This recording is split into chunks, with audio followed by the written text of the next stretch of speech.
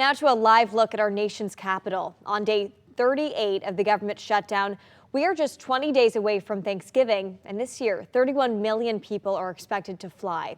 The question is, will there be enough flights? Today, the FAA is cutting flights by 10% at dozens of major airports across the country. This is all because of the government shutdown.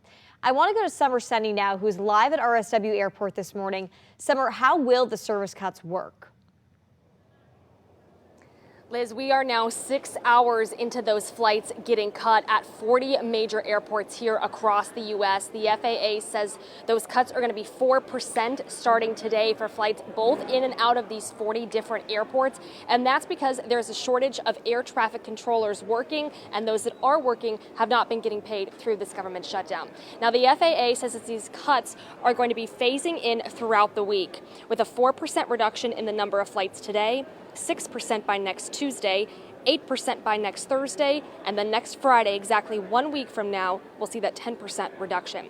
The service cuts are expected to impact flights each day between 6 a.m. and 10 p.m. Earlier this morning, I spoke with Carolyn, who's flying to Newark. That's one of those 40 airports on the list.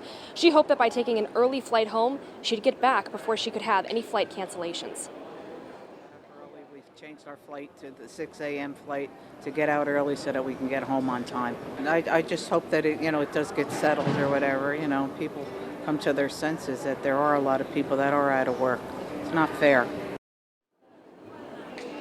And we have been monitoring this flight board here at RSW all morning long. One of the only issues we're seeing right now is a flight to Boston was supposed to leave around 2:50 this afternoon, now leaving at 4:38. Now, the latest delay that's popped up is a flight to Washington, D.C. If you're flying American going into Reagan, supposed to leave at 2 o'clock. That's on a 45-minute delay right now. Again, not sure if these are because of those flight cuts and delays or other issues like weather or mechanical. The arrival boards looking pretty good right now. We've got some on times, some delayed arrivals, and even some early arrivals. So check with your loved ones if they're flying into RSW today and keep an eye on this flight board.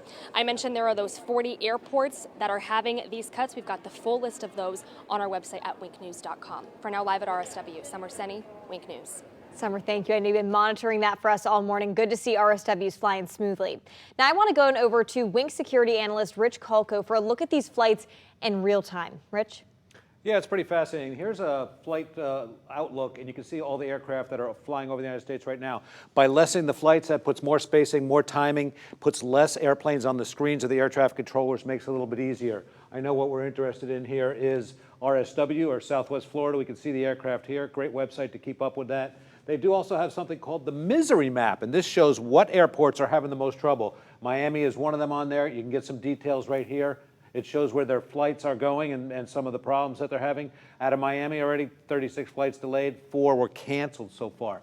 But the big interest, obviously, is what's going on in the United States right now as far as total delays. And we can see right here, total delays, 14,758 flights. Every time I update this screen, that number gets higher. Total cancellations so far, 1,200 plus.